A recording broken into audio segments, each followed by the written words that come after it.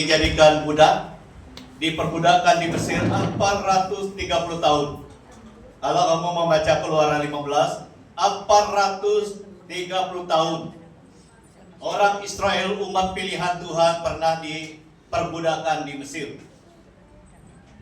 Dari saat Tuhan membawa mereka keluar daripada Mesir, itulah ada istilah Pesach. Pesach ini dalam bahasa Ibrani sama artinya dengan Paskah. Jadi itu sebenarnya asal mulanya arti kalimat Paskah itu berasal dari Pesach. Ataupun dalam bahasa Ibrani Pesach artinya Paskah. Waktu mereka percaya keluar daripada Mesir, Tuhan memberi perintah kepada Yosua bersama dengan Musa, Yosua dan Kaleb yang memimpin mereka waktu itu, dan mereka diberi perintah. Musa membawa mereka berkumpul, makan roti tidak beragi, dan membuat satu ucapan syukur, makan pesta, di mana Musa adalah pemimpin mereka pada waktu itu, mengucap syukur kepada Tuhan yang telah membawa mereka keluar dari perbudakan Mesir. Karena mereka sudah mengalami rencana Tuhan Allah, mereka tidak selama-lamanya diperbudakan oleh orang Mesir. Coba bayangkan 430 tahun itu kejadian Keluaran 15. 430 tahun orang Israel pernah dijadikan hamba, pernah diperbudakan di Mesir. Tetapi puji Tuhan, Tuhan membawa mereka keluar dari perbudakan itu. Di sanalah, dari peristiwa itulah ada istilah Paskah, Pesach. Tetapi yang sebenarnya itu juga menjurus kepada apa yang Yesus lakukan. Itu sebabnya kita ingat dari sejak dia ditikam, disalibkan. Dia disalibkan, dan pada hari yang kelima itu dia dikuburkan. Dan dia bangkit pada hari Minggu. Dikuburkan pada hari 5. Ada juga pakar-pakar katakan pada hari 4, tapi kita percaya pada hari 5 dia dikuburkan. Dan firman Tuhan menyatakan pada hari yang ketiga dia bangkit pada hari Minggu.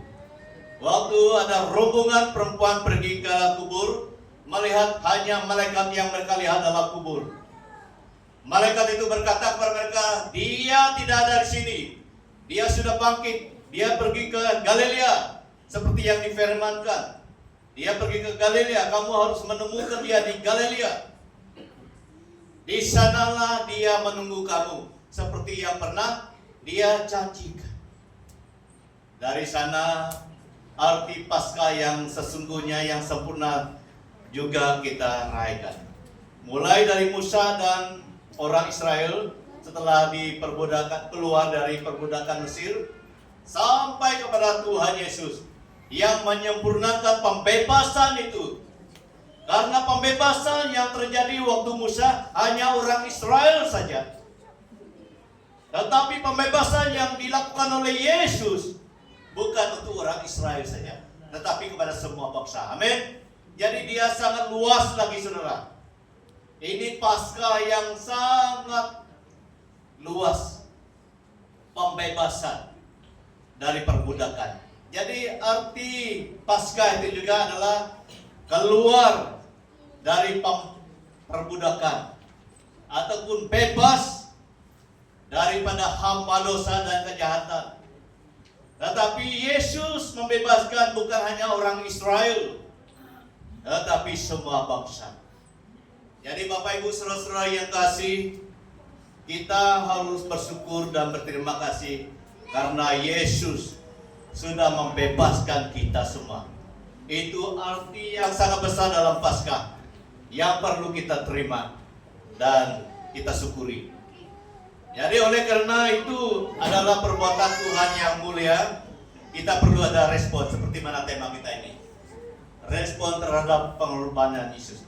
Karena dia membebaskan semua bangsa, termasuk kita. Kita perlu ada satu tindak balas ada sesuatu yang kita lakukan melalui kehidupan kita untuk mensyukuri perbuatan Yesus.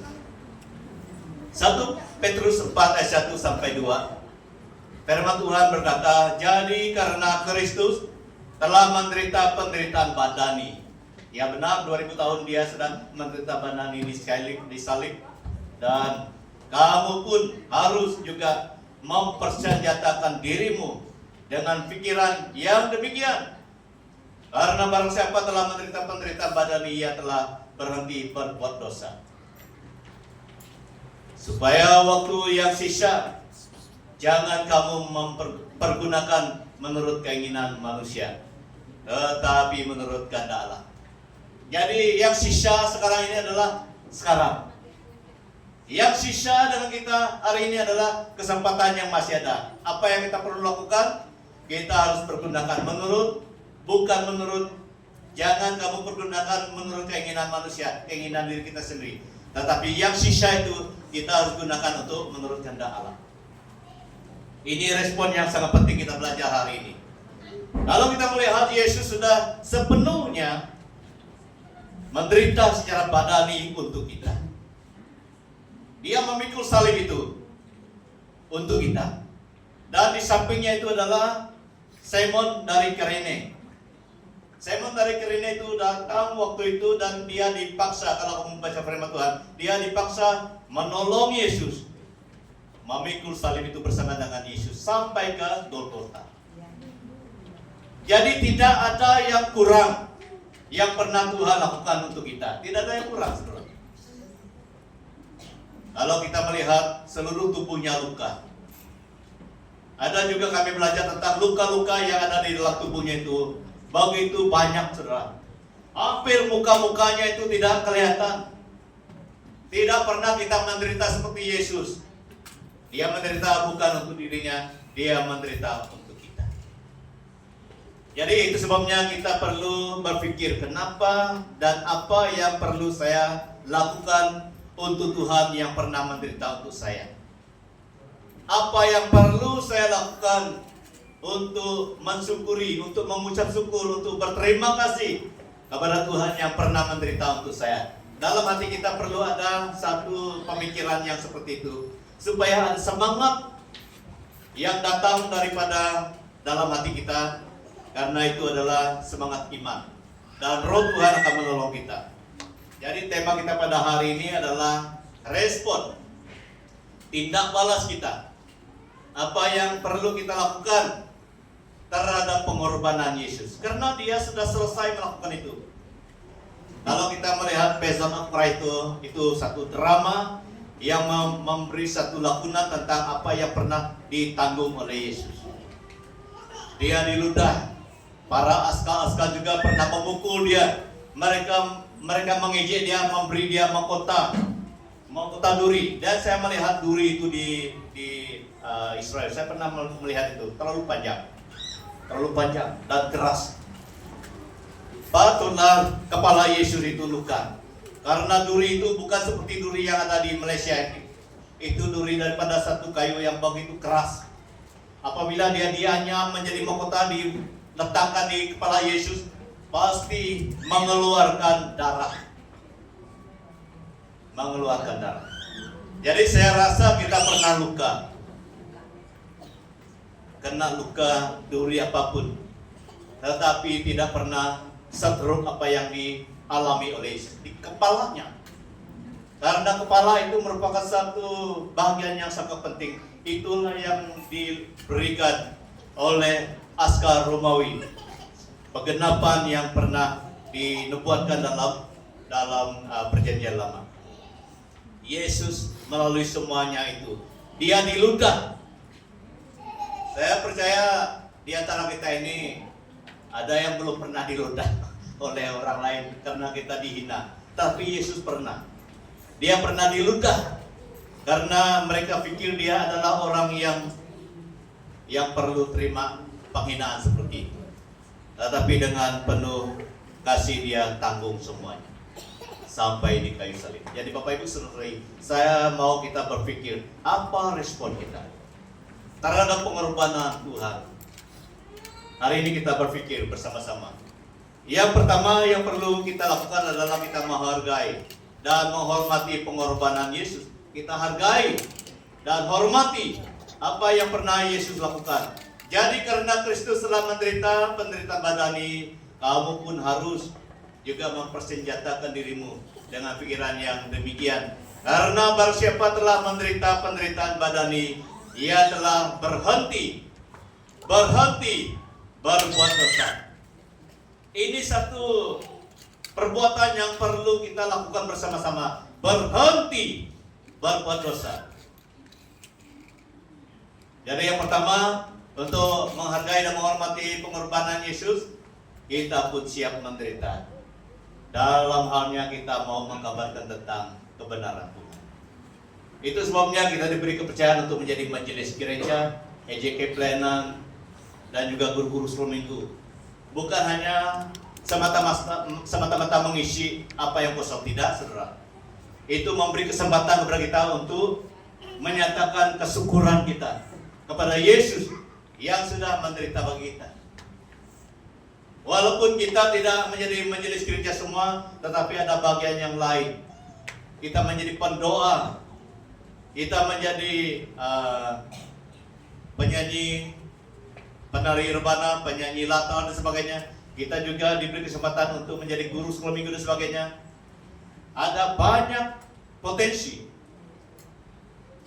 yang dibukakan dalam pelayanan Tuhan, dalam kehidupan kita, untuk menyatakan kita pun mau dipakai Tuhan, menjadi alat Tuhan. Karena dalam Roma 6 ayat 13 katakan, dan janganlah kamu menyerahkan anggota tubuhmu kepada dosa untuk dipakai sebagai senjata kelaliman, tetapi serahkanlah dirimu kepada Allah sebagai orang-orang yang dahulu mati, tetapi sekarang hidup, dan serahkanlah anggota tubuhmu kepada Allah untuk menjadi senjata kebenaran.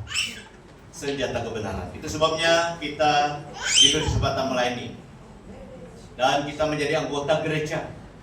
Kita terlibat dalam pelayanan, dan ada banyak macam acara yang kita lakukan dalam pelayanan Tuhan.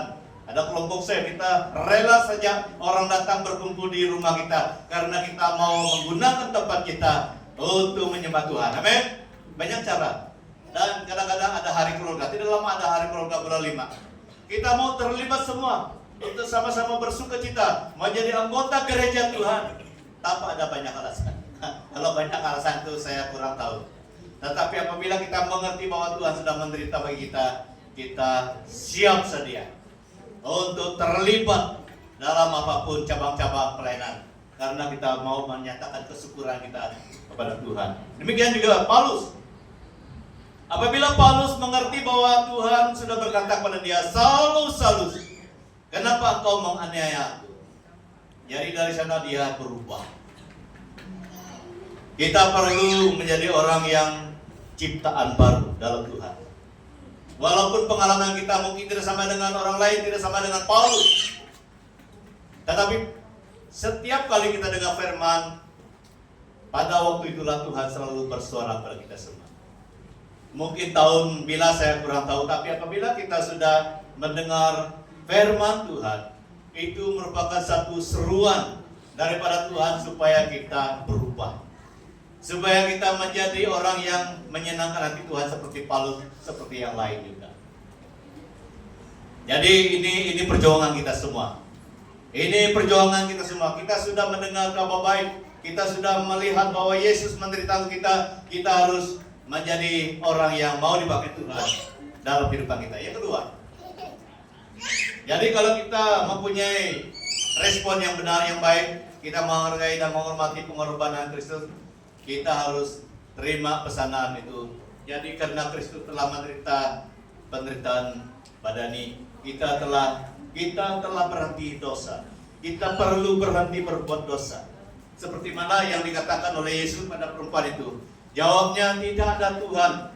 Lalu kata Yesus, aku pun tidak menghukum engkau. Pergilah dan jangan berbuat dosa lagi mulai dari sekarang. Karena perempuan itu kedapatan berbuat zina, dan orang Yahudi katakan, kalau menurut hukum Musa, siapa yang berbuat zina harus dilempar dengan batu sampai mati. Yesus katakan, siapa yang tidak pernah berbuat dosa, sila lemparkan dia. Tidak ada yang berani. Semua merasa bahwa semuanya ada dosa. Ada dosa kecil, ada dosa sederhana, ada juga yang kelihatan, ada juga yang tidak kelihatan. Semua sadar. Satu persatunya pergi, tidak ada yang berani melempar perempuan itu. Yesus pun tidak mau menghukum dia. Yesus pun tidak menghukum dia. Samanya dia tidak menghukum kita karena dia sendiri menanggung hukum itu. Tetapi pesanannya untuk kita setelah kita mendengar ataupun mengenal kabar baik itu, dia juga memberi pesanan sama kepada kita. Jangan berbuat dosa lagi mulai dari sekarang. Apabila kita sudah baptis ataupun terima Tuhan, kita tidak boleh lagi mengulangi dosa. Karena itu merupakan satu perbuatan yang perlu kita pikirkan. Saya sudah terima Tuhan, saya sudah mengakui Tuhan, saya tidak boleh melakukan dosa lagi. Yang kedua, yaitu Zekius. Setelah dia melihat Yesus memanggil dia terima dia dalam rumah, dia tidak lagi melakukan perbuatan yang lama. Dia berkata kepada Yesus, Tuhan, dalam rumahnya dia berkatakan, apa yang pernah aku lakukan tidak adil pada orang lain, saya akan kembalikan. Ini adalah tanda-tanda pertobatan dalam kehidupan Zekius. Perlu ada tanda-tanda perubahan, pertobatan dalam kehidupan kita sebagai tanda kita menghormati pengorbanan Tuhan. Jadi ini adalah respon kita semua. Yang kedua, yang terakhir pada hari ini adalah supaya waktu sisa jangan kamu pergunakan menurut keinginan manusia, tetapi menurut kehendak Allah. Ini adalah waktu sisa untuk kita semua. Walaupun ada di antara kita ada yang 30 tahun, ada yang 40 tahun seperti Bapak Konselor, mungkin dia dekat 80 tahun, mungkin Deka Belili mungkin di 66 kan, 66 masih jauh tuh, 66 tahun. Jadi walaupun ada yang umurnya 70 tahun, 60 tahun, semua kita di usia yang terakhir, artinya di sisa saat yang terakhir. Apa yang perlu kita lakukan di saat-saat yang terakhir ini? Supaya waktu sisa yang jangan kamu pergunakan menurut keinginan manusia. Jangan kita hidup menurut keinginan kita sendiri, tetapi menurut kehendak Allah. Ini adalah respon kita yang sepatutnya ada. Kita setia mengenakan hidup baru. Karena semua kita sudah di zaman ataupun sudah di waktu yang sisa, waktu yang terakhir. Ada satu khotbah yang minggu yang sudah 2-3 minggu yang lalu itu, kita harus siap sedia untuk dipanggil Tuhan. Karena kita sedang ataupun sudah di saat yang sisa. Jangan kita katakan saya masih lama lagi di dunia, jangan. Karena kita tidak tahu bila Tuhan panggil kita. Karena sekarang semua kita di musim sisa, di zaman sisa, di tahun yang terakhir, di saat-saat yang terakhir. Kita harus respon apa yang dikatakan oleh Paulus. Galatia 5 ayat 13, saudara-saudara, memang kamu telah dipanggil untuk merdeka, tetapi janganlah kamu mempergunakan kemerdekaan itu sebagai kesempatan untuk kehidupan dalam dosa, melainkan layanilah seorang yang lain oleh kasih. Ada satu perumpamaan yang dilakukan, yang disampaikan oleh Tuhan Yesus. Ada seorang yang mempunyai banyak ladang, kata dia. Dalam hati yang mempunyai ladang yang banyak itu, dia akan membuat lombong ataupun pondok yang besar, rumah yang besar, dan dia akan mengumpulkan semua hasilnya dalam pondok itu. Dan sesudah semuanya dikumpulkan, semuanya penuh, dia berkata kepada dirinya, hai jiwaku, ada banyak makanan untuk bertahun-tahun kamu gunakan, akan digunakan. Bersenang-senanglah, kata orang itu dalam perumpamaan Yesus. Tetapi Tuhan katakan, celakalah kamu karena malam ini juga nyawamu akan diambil. Jadi dia memang berusaha untuk memastikan jangka hayatnya panjang, tetapi dia lupa siapa yang memegang hidupnya. Serah, jangan kita lupa siapa yang pegang hidup kita. Kita boleh berencana yang apa saja, itu baik, tetapi jangan lupa memuliakan nama Tuhan, karena Tuhan lebih berkuasa atas hidup kita. Jadi sekarang adalah waktu sisa, waktu terakhir. Walaupun umur kita berbeza, tetapi kita sama-sama di musim yang terakhir. Saya tidak akan membayangkan saya boleh sama umur dengan Bapak Kosela. Saya tidak dapat pikirkan seperti itu, karena belum tentu saya sama umur dengan Bapak Kosela. Jangan saya lebih muda daripada dia. Tuhan sudah panggil saya. Saya harus bersedia seperti itu. Apabila kita mempunyai pemikiran seperti itu, kita senantiasa bersedia. Siapa yang paling tua di antara kita di sini? Saya tidak akan berpikir saya akan sampai dengan umur kamu. Saya harus berpikir bahwa Tuhanlah yang berkuasa dalam kehidupan saya, dan saya harus bersedia. Karena saat ini adalah saat yang terakhir.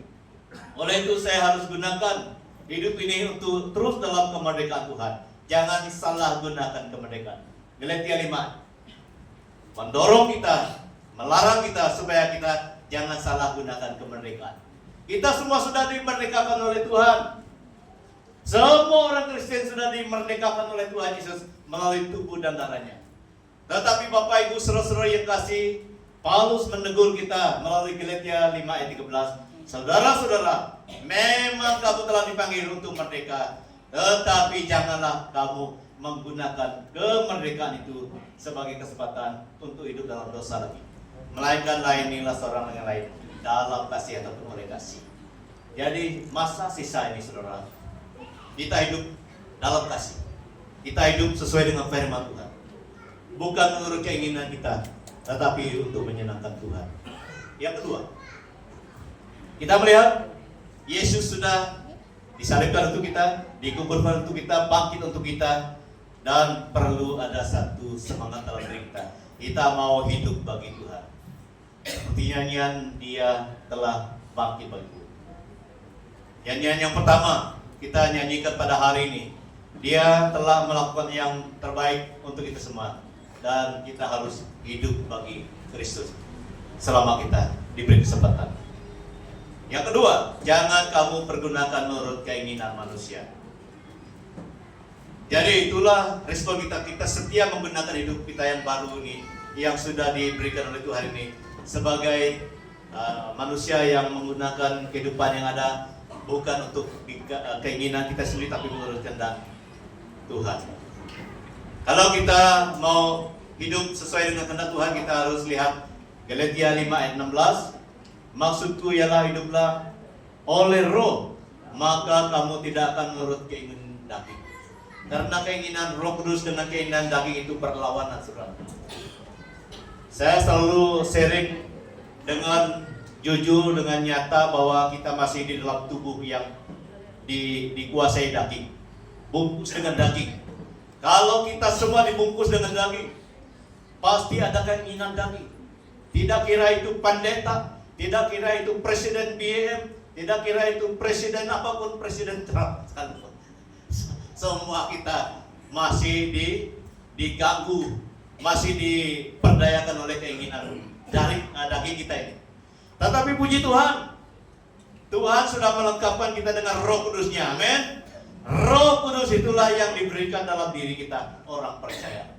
Firman Tuhan itulah yang diberikan dalam kehidupan kita, orang percaya. Di luar Kristus tidak ada, tetapi di dalam Kristus ada pimpinan Roh Kudus. Itu sebabnya Paulus berkali-kali katakan, hiduplah oleh Roh, maka kamu tidak akan menurut keinginan daging. Ini perjuangan sampai akhir hidup kita, sampai kita mengembuskan nafas yang terakhir. Masih ada perjuangan ini, saudara. Kita harus rendah hati, kita harus mempunyai hati yang terbuka. Saya masih berjuang, saya masih melawan keinginan daging. Walaupun saya seorang pasta, walaupun saya seorang pendeta, saya tidak boleh menipu diri sendiri. Saya masih dalam perjuangan ini. Kalau kita rasa dan kita percaya kita masih dalam perjuangan itu, kita akan berserah kepada pimpinan Roh Kudus. Kita akan selalu mencari hikmat dan kuasa Tuhan untuk menolong kita. Tidak kira siapapun, tidak kira orang yang mempunyai pengetahuan yang banyak dalam teologi, orang yang lama melayani, kita sama-sama mencari hikmat dan kuasa Tuhan melalui kuasa Roh Kudus dan terang firman-Nya. Jadi dari sana kita tidak akan menggunakan hidup ini untuk keinginan daging manusia, tetapi menurut kehendak Tuhan. Jadi itulah kita selalu mencari pimpinan Roh Kudus Tuhan. Yang terakhir pada hari ini, tetapi menurut kehendak Allah, kata Paulus. Ini adalah perjuangan kita, respon kita untuk merespon penderitaan Tuhan. Tuhan Yesus sudah menderita untuk kita, dan kita harus hidup menurut kehendak-Nya, kehendak Allah. Karena Allah itu sama dengan Yahweh, Yahweh itu sama dengan Tuhan, Tuhan itu sama dengan Yesus Kristus. Kita harus hidup menurut kehendak-Nya dan mengenakan manusia baru yang telah diciptakan menurut kehendak Allah dalam kebenaran dan kekudusan yang sesungguhnya. Bapak Ibu saudara yang kasih dalam Tuhan Yesus Kristus, untuk merespon dengan respon yang baik, yang benar, karena Yesus telah menderita kita, kita harus setia mengenakan hidup baru. Ku ciptaan baru, manusia baru, yang lama telah lalu, dilahir baru. Kita semua dilahir baru. Kita harus gunakan manusia baru kita. Manusia baru itu adalah kita sudah kenal siapa Tuhan kita. Kita sudah kenal siapa juru selamat kita. Kita sudah kenal firman Tuhan. Kita sudah percaya, kita sudah dimeterai dengan Roh Kudus. Itu manusia baru. Manusia baru ini harus kita tunjukkan, harus kita gunakan setiap hari. Bukan hari Minggu saja, bukan hari Paskah saja, tapi setiap hari. Supaya kita tidak akan kembali kepada yang lama. Jadi ini message kita pada hari ini. Kita harus melakukan kehendak Bapa juga, seperti Samaria yang baik hati itu. Dan ini satu gambaran bagaimana kita selalu mau membuat yang baik, yang benar di hadapan Tuhan, sebagai respon kita untuk menjadi orang yang setia mengenakan hidup baru. Jadi selama kita menjadi orang Kristen, kita harus menghargai dan menghormati pengorbanan Kristus. Kita harus setia mengenakan hidup yang baru. Semua kita, karena itu adalah yang dikehendaki oleh Tuhan. Mari kita berdoa. Tuhan Yesus, terima kasih Engkau telah mati bagi kami, dikuburkan, namun pada hari yang ketiga Engkau telah bangkit. Kami semua harus mempunyai respon yang benar. Kami harus menghormati dan menghargai pengorbanan-Mu Bapa, dan kami harus setia mengenakan hidup yang baru. Kami semua sudah dibaharui oleh Tuhan. Kami semua sudah dicipta baru. Manusia dalam kami, roh kami sudah dijadikan baru. Tolong kami semua Bapa, agar kami setia mengenakan manusia baru. Karena Engkau sudah menjadi Tuhan dan Juru Selamat kami. Karena kami sudah mengenal Engkau terlalu baik. Engkau terlebih dahulu menyatakan kasih-Mu bagi kami. Dan kami harus bersyukur dan menyatakan kasih kami kepada Engkau Tuhan, yang sudah rela berkorban untuk kami. Terima kasih, berkati kami semua. Tuhan, Engkau mengenal keperluan kami. Engkau mengenal pergumulan kami. Engkau tolong pimpin kami semua, keluarga kami. Tuhan berkati. Terima kasih Bapa. Haleluya. Melalui dan atas nama Tuhan kami Yesus Kristus, kami sudah berdoa. Amin. Jadi sampai di sini message kita. Saya kembalikan kepada